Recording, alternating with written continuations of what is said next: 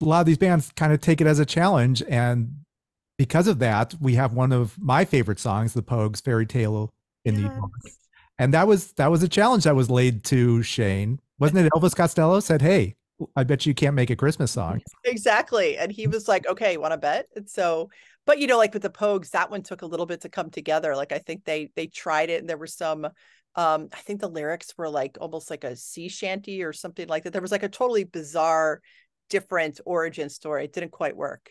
And then yeah, it took a little bit for them to get together. But it's so good. And you're right. That sounds like if you only listen to that song and said, oh, it's the Pogues, you would have such a different perception on what that band is than the rest of their catalog. And that is a really good point, that so many of these Christmas songs are outliers in people's catalogs. It just sounds like something like nothing else that they've done. Okay, may I point out, as I was just so fascinated, this because this is totally new to me, but the Lady Gaga song, Yes. whoa, it Exactly. is in your face. Dave, do you know the song? What's it called? It's just called Christmas Tree, which is like such a bland it's such a bland title for like kind of like a risque sort of song. Yeah, I wasn't expecting it. So, Yes. Dave, give it a listen. No, I am familiar with it, but yeah. So, what makes it so risque?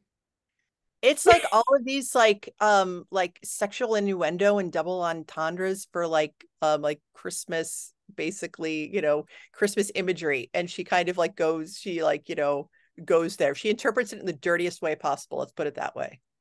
Not And as subtle as Backdoor yeah. Santa, right? No, well, Backdoor Santa is a little bit that's almost because the title says it all right there. Yeah, Yeah, right. so she's a little bit, she kind of wrapped Christmas Tree in a sort of, a veneer that, you wouldn't expect, like a very vanilla veneer, but it is not. And that was 2008. So she had just come out Yeah. of, for like was, making waves. And so that was definitely kind of in her phase when she was being a little bit cheekier and was definitely still had her kind of, Lower East Side, interpret your, Edgy and art, yeah, edginess, exactly, kind of going.